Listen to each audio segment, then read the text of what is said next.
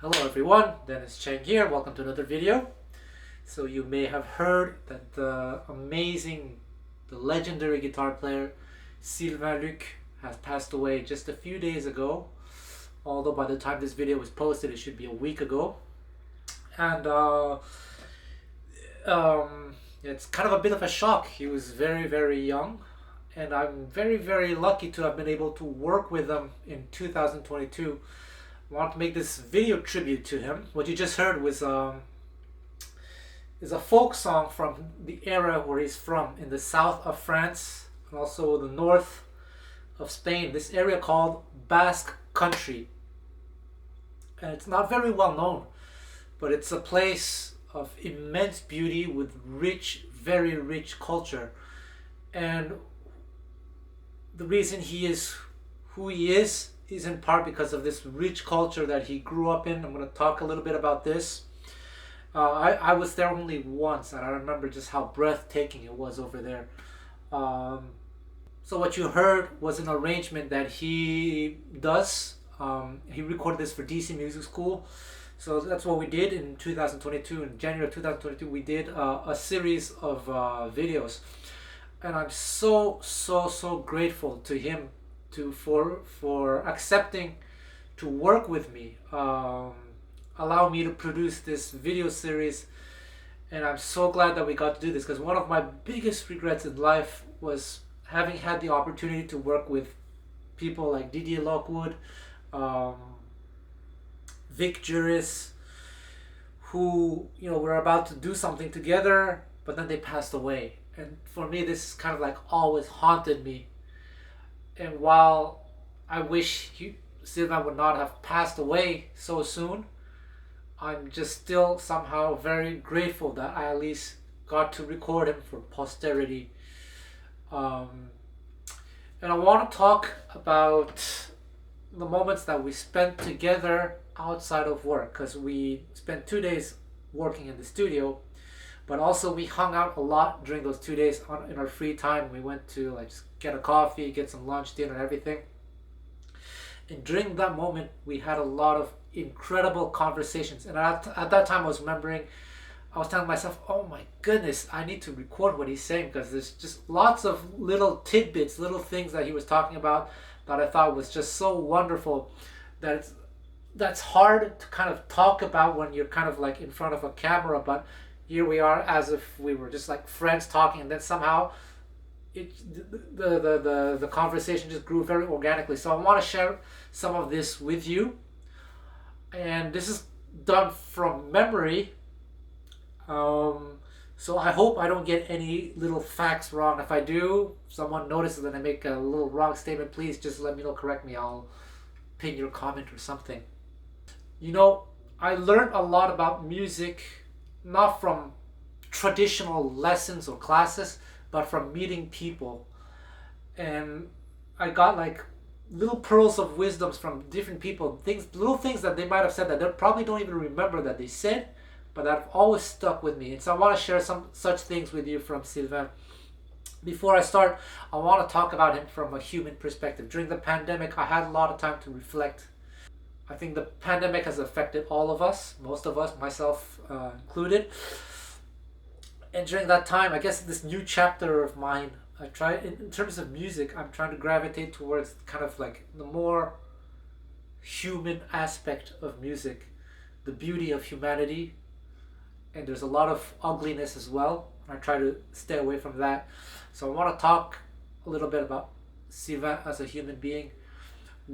I worked with a lot of high profile players of all sorts of personalities. And working with Sylvain, what really touched me was his humanity. He's a legend. He's great, beyond great. But there's a certain aspect to him where you kind of don't feel like you're in front of a giant of music. You're in front of another human being, sharing conversations. You're working with them. The way he treated with me with such professionalism and such kindness, I will never ever forget. So that's something very, very important. A lot of musicians, they have a persona for the media, for the public, but the way especially when you're working in the same field, you can see their true colors in the work field. With Sylvain, I think even though we only worked for a brief period, I could probably say that he might be the same person throughout across everything. Really, he is a man of great, great warmth. So I am particularly saddened for him to be gone so soon. You know, life can be very difficult. This year is not a good year for me, but it's also not a good year for a lot of people around me. In fact, by the time that you watch this, I should be in Korea right now, not for vacation. I can't even really afford it, but I'm here to help out a friend who's in dire need. And there are a lot of things, so the humanity thing is something that really occupies my mind these days, more so than like the music, the scales, and everything. And that stuff affects the music as well. We're going to talk about that. We're going to talk about the musicianship with Sylvain. So, what happened was with Sylvain, I was supposed to work with him in 2016, I believe. But something came up, some really bad thing, a really bad person came in our way, and I wasn't able to work with him.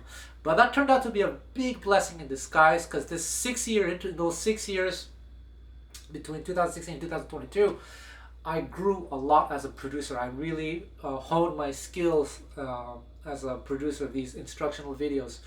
So that turned out to be a big, big blessing in disguise. And Sylvain's new manager also is a gem, really wonderful person. So I remember that as I was setting up in the studio, he was kind of warming up. He took me by surprise. All our conversations were in French. And the first thing he kind of says like, "Hey, Dennis, I checked you out on YouTube. You're a really good guitar player." And that took me by such surprise.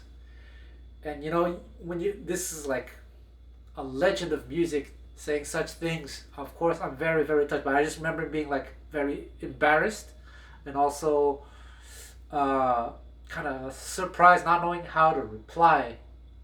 Because let's face it, I'm just an average, competent musician, and this guy is in another league. Like, there's just no comparison. Like, I would be foolish to even think of myself as an equal. So I remember what I said is, I said like, "Well, you know, like, thank you very much, but I'm nothing compared to you or guys like Birelli."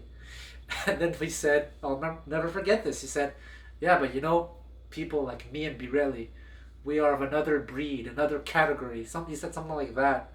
You would think that a statement like this could be arrogant, but actually, I mean, it's the truth. He is of another breed, and he's very confident about it. He knows it himself.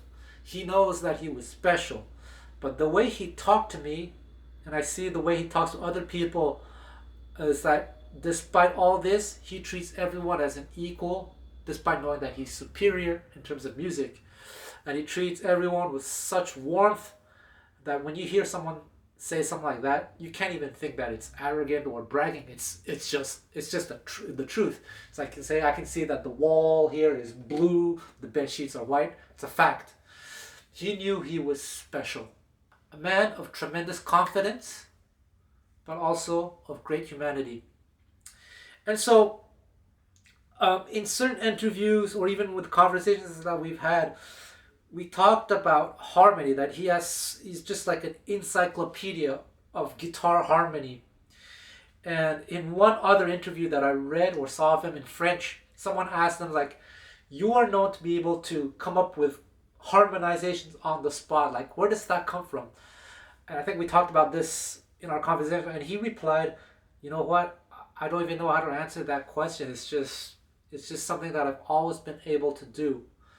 However, I would like to maybe answer that question on his behalf, because I have worked with a lot of prodigies, young prodigies, Birel, Legrand, a lot of the Gypsies, and things like that.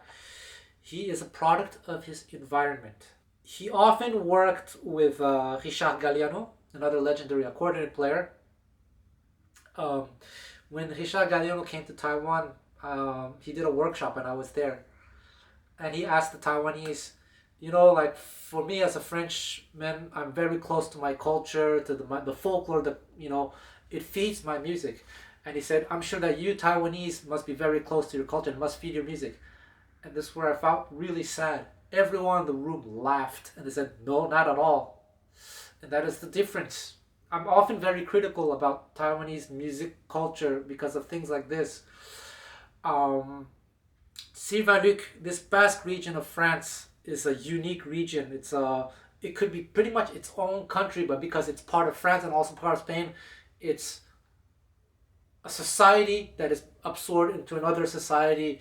So it has minority status. If I'm not mistaken, the Basque language or has no official status in France. But Sylvain Luc was very close to that culture.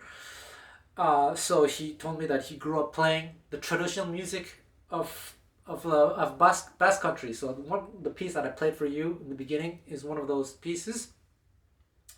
He started playing the guitar at the age of 4, and he was extremely serious from the very, very beginning. He had older brothers who were professional musicians, drummer, and accordion player. So Sylvain also grew up with a lot of music, a lot of instruments, not just the guitar. And he told me that he spent a lot of his youth playing all sorts of music, from folk music of his region, different things. And he used to play all these functions, like dance events and whatnot. So imagine from an early age, you're learning tons and tons of tunes, where you're forced to learn the chords, you're forced to learn the melodies, and because it's like impromptu, like dance events or whatnot, sometimes like you have to make the song shorter or longer, so you have to know the parts so well that you know the music. For example, if like, let's say someone learns all the catalog of the Beatles or Led Zeppelin, let's just take this, someone can maybe play this note for note, but they might not understand what they're playing. They just know that put your fingers here, put your fingers here. But the way from an early age for Sylvain is like, okay, it's not this, it's A minor, going descent. So that Sylvain would not have to play it exactly like you do.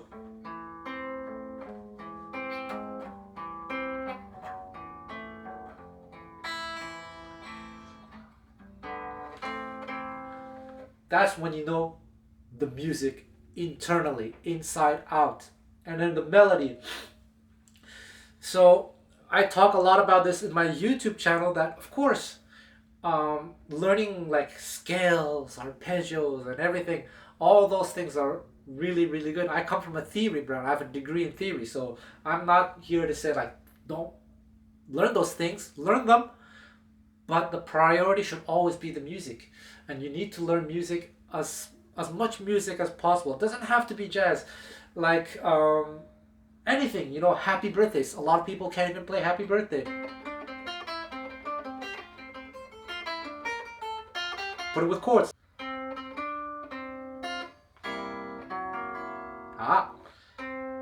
So the action is so high.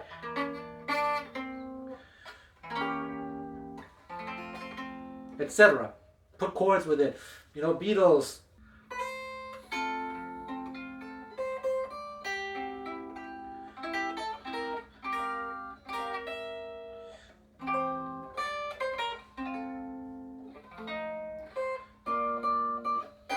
You can change the harmonies if you know how to.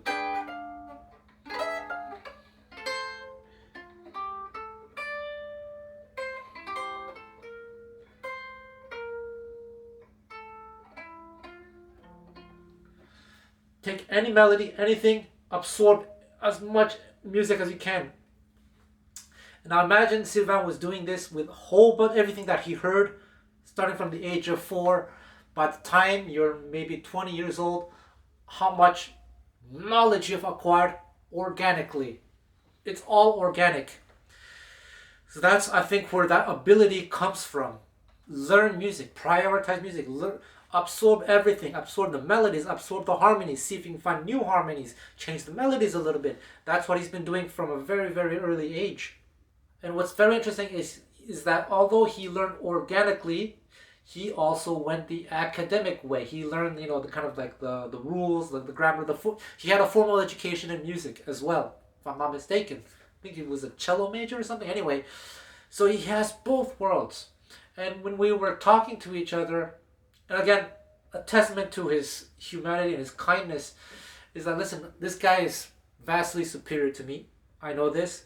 But the way he talked to me, he didn't talk to me like as if I were just like, a lower musician. He talked to me as an equal. And I felt so very at ease with him. So we talked a lot, had kind of like friendly conversations, debates, and things like that. And I told him that myself, because I come from a theory background. I have a degree in theory, but because I learned to play with gypsies, it's the theory part doesn't really affect much how I play jazz. So it's more by instinct as well, and really feeling it. And then he said, "Oh, we're the same. We're the same in that sense, but we're not the same at all in terms of ability." So I remember that, and that's why I feel your environment, the way, the humanity, like your experiences, the sadness, the sorrows, where you're from, it really affects how you play the music. For example, I've been living in East Asia for the past 4 years now. The way East Asians think about jazz music is so very different from the way it is thought about it in Europe, in Australia, or America. So I think about this all the time.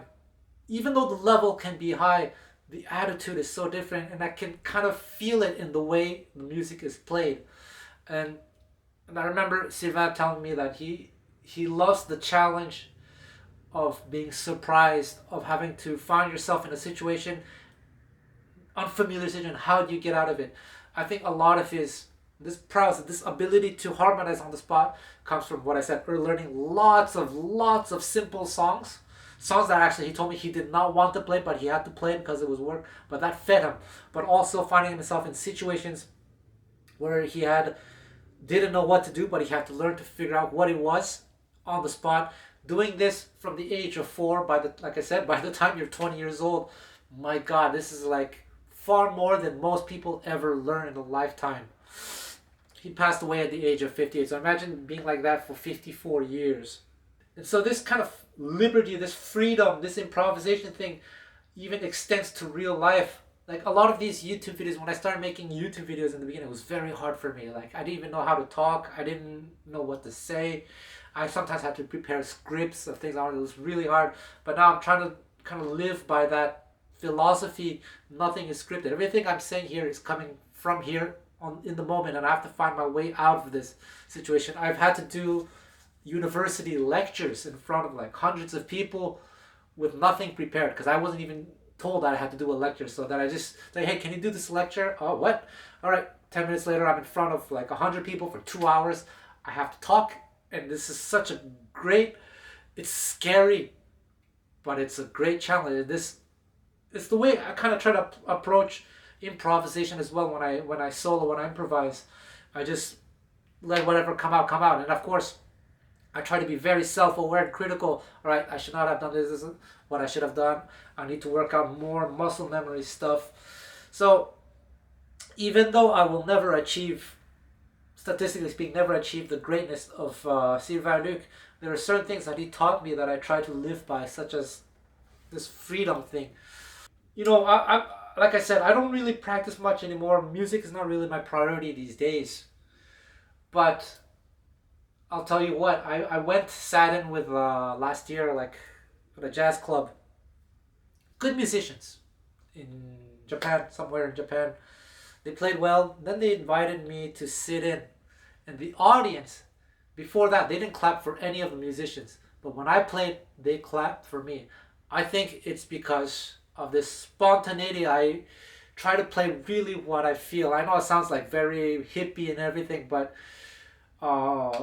it's this lesson that I learned from the Gypsies, for Sylvain, and but of course, in order to be able to do this, of course, you have to do a lot of practice, and develop a lot of muscle memory. But I try to be really in the moment when I actually play. It's something that I've been developing for the past few years. I guess what else can I talk about? I remember one conversation is about the gypsy jazz curse, something that I know very well, is that you can play a few different styles equally well, but as soon as you kind of make a name for yourself, somehow if you associate yourself with a gypsy jazz player, suddenly labeled a gypsy jazz player for the rest of your life. So actually, Sylvain told me about how he met Birelli Legren. It was through Django Reinhardt's son, Babik Reinhardt, who heard Sylvain play. And I guess Babik introduced Sylvain to Birelli, like, hey, you guys are like from very similar philosophy. You guys should do something together. So they recorded that duet album together.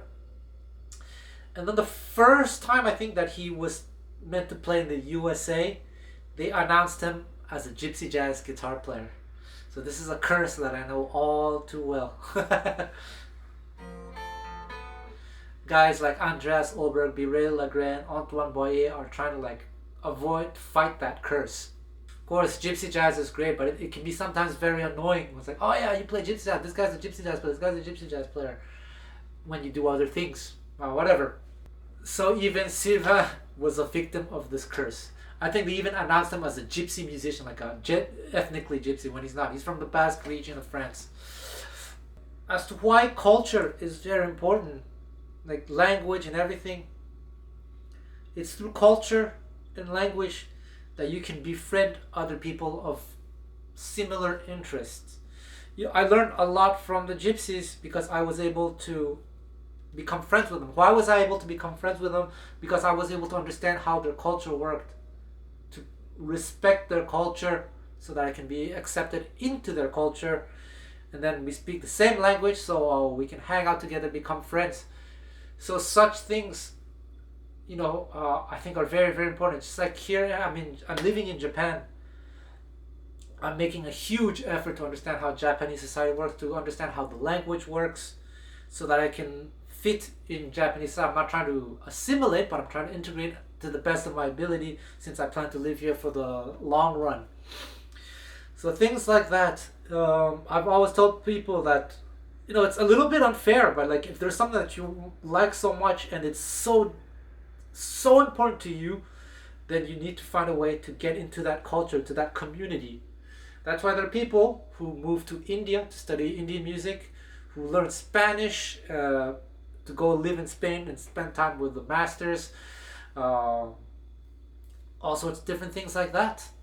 This is maybe a little bit unfair, but if you're so passionate about something, this is something that you have to do. When we're in the studio recording him improvising over these standards, what's very funny is that he told me, never turn off the camera, always record, always press record. There are these standards.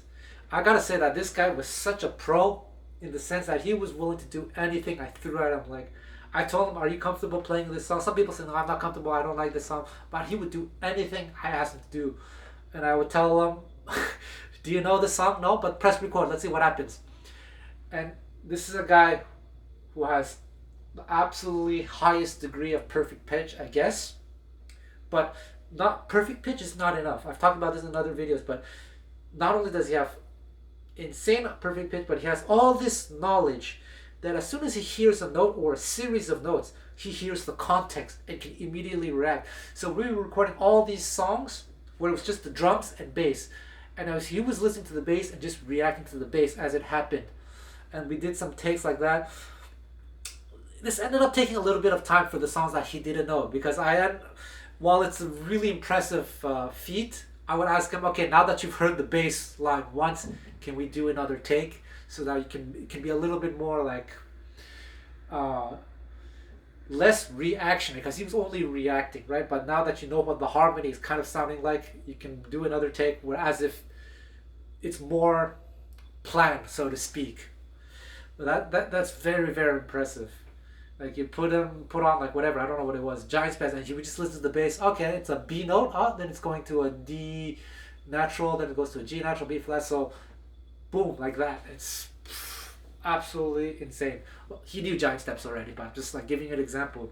It's not that every take was perfect, but he's so willing to take risks, and he's able to live with things that are not perfect. And I remember that was the same when I worked with Dan Wilson. We would do these takes, and it's like, oh, there were some things that probably were not correct, but it's human. We're human, and it's fine. And that's something that I noticed a lot when I transcribed a lot of master jazz players. Sometimes I find things that weren't necessarily harmonically correct. They probably didn't intend to do what they did, but it just came out. I see this a lot, of course, in music schools or internet forums, like, hey, what was Pat Metheny thinking over this chord when he played this note? You see, like, I don't understand it. I can't think the logic. Now, I'm not Pat Metheny, but it could be possible that his fingers just ended up doing something, and even if it's not theoretically correct, it's just what came out, and he was okay to live with that. And that, in that sense, it's okay not to be perfect. So being a perfectionist obviously has uh, good things to it, but it's not everything.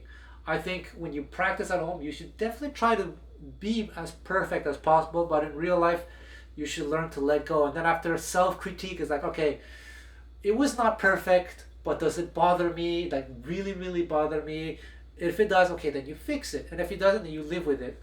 And I try to live with that philosophy, and that's done a lot of good for my mental health. Because just even 10 years ago, I would not allow myself to record anything on camera or anything, just because it was so scary. Like, if I played one wrong note, or if I played the incorrect scale or pitch or whatever, it just killed me. But now it's like, I still care, but I'm willing to, like, accept certain things. I trust my ears. Like, I hear it. Does this sound so bad? No, actually it doesn't sound so bad, even if it was not the correct phrase to be played over that chord or whatever. So that affected me a lot, these little things. I remember one other conversation we had over a dinner table. We were talking about time, feel, and rhythm. And I was kind of making the point that I felt that being a rhythm player is different from being a solo player. It's two different ways of thinking.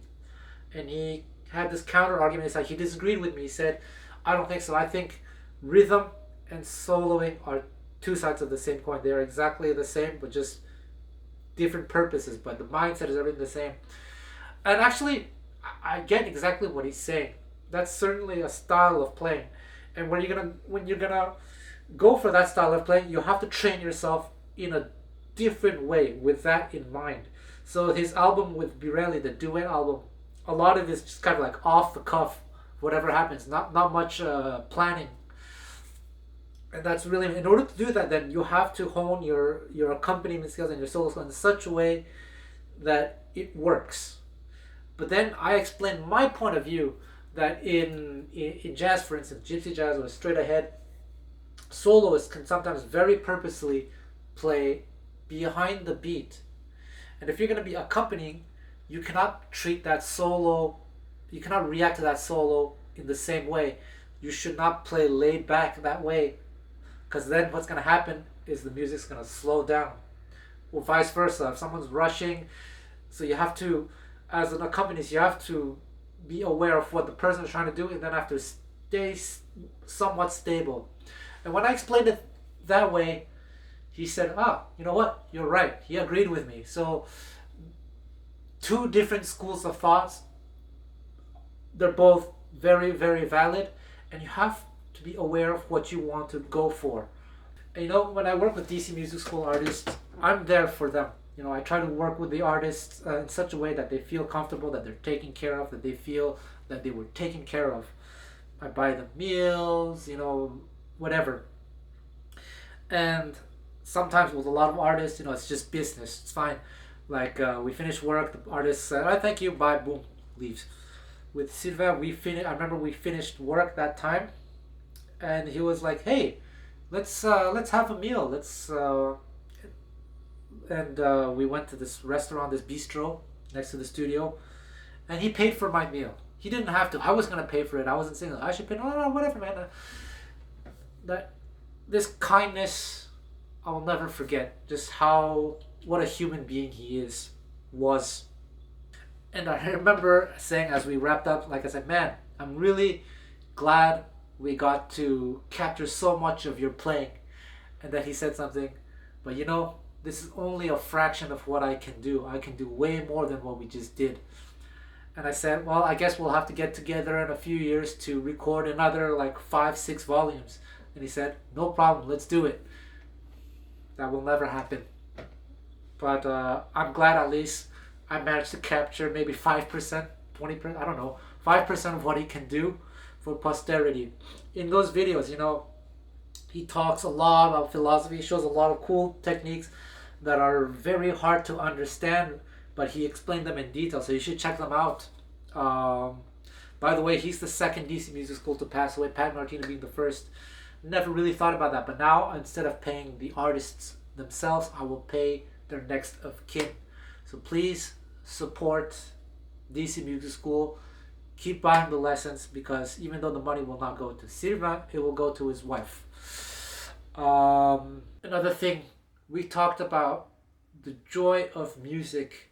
Music needs to be fun. It shouldn't feel like work. This is me saying that, not these are not his words, but it's like it's a lifestyle. You live the life. It shouldn't be like, all right, I need to practice 2 hours a day. I need to practice my scales for 20 minutes and 20 minutes. All those things, of course, are fine, but you need to find a way to make it organic, to make it natural, to have this constant joy with the music. And he's not the first person to tell me such things. I've been told these things so many times over the years from wonderful players, and I've always tried to keep this in my mind when I play music, when I practice.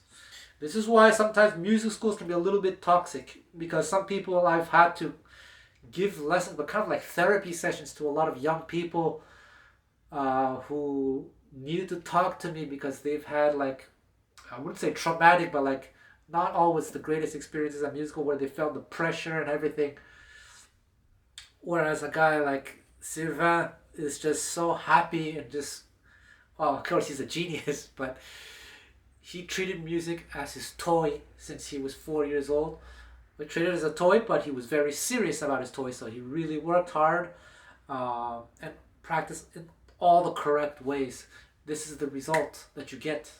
I wouldn't describe Sylvain Luc as a jazz musician. I would describe him just as a man who bleeds music. It's just, he absorbs everything, you know. He was a session player as well in France before he made a name for himself as just a guitar player.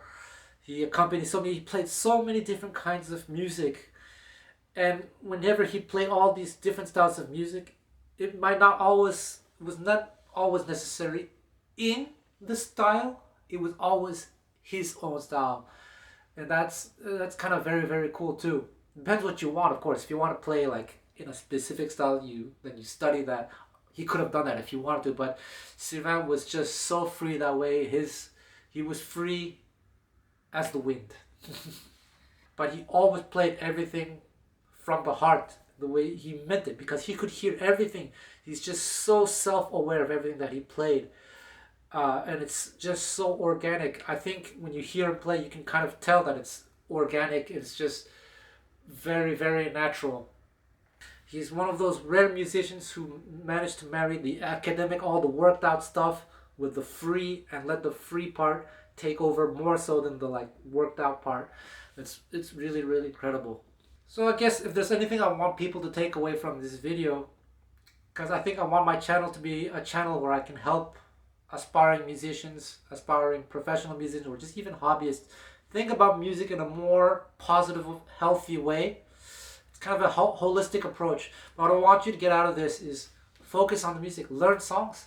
Learning songs doesn't have to be extremely theoretical. I've talked about this in previous videos, so watch those. Play with people. Go out there, find people to play with, listen to a lot of music, not just like casual, but like try to figure out what's going on, try to understand it, try to absorb more culture. Try not to, in my opinion anyway, not to separate music from life. Music is part of life. So that when you're outside, when you hear something, try to figure out what that was. Train your ears in that way. Like That's the Nokia thing, right? But it's also a Tarrega classical piece. That's where it came from. Anything, like yesterday I was with a bunch of non-musicians. I had a guitar with me, and they started asking me to play all sorts of things, that I don't really know, but I could, because it's relatively simple, I could figure it out, In Japan, this very famous.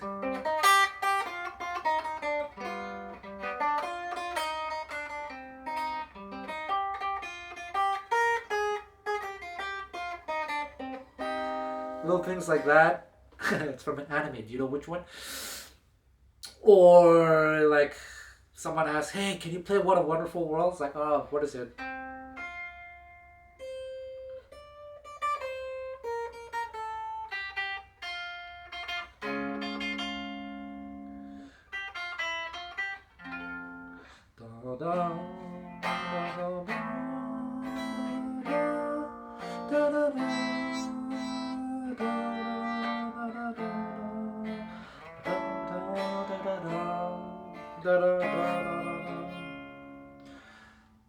Just learn things like this. Absorb as much as you can. Something stupid.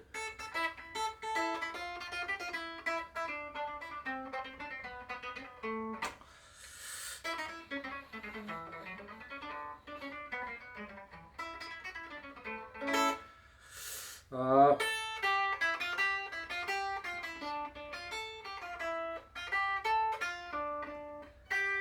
what it was, I was hanging out with these Japanese people and they were telling me, "Hey, play something that sounds Russian." So, all right.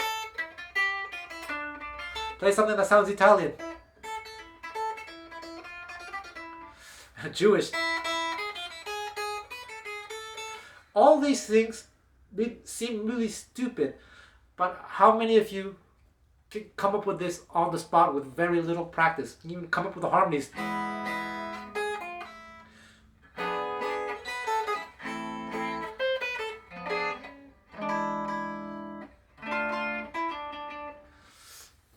Then someone asked me to play some Elvis, I don't even really know it, but let's see. Da da dee, da da da, da da da, da da da,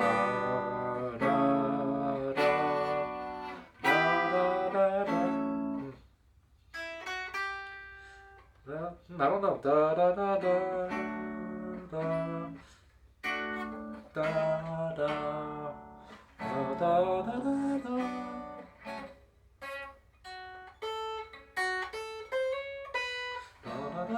I don't know. This is just kind of like by feeling, by memory.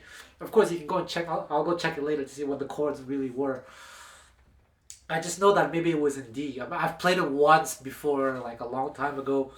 But learn, absorb, absorb, absorb, absorb. This is one of the best ear training exercises there is, as opposed to getting an app that tells you what interval is this, what interval is this, what chord is this.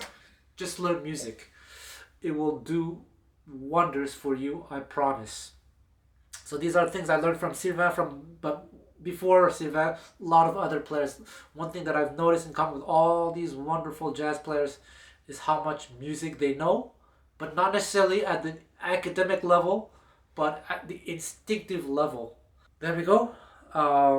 Sylvain, thank you very much for everything. Rest in peace. And I'm so eternally grateful that you trusted me to produce these DC Music School lessons. Thank you, everyone.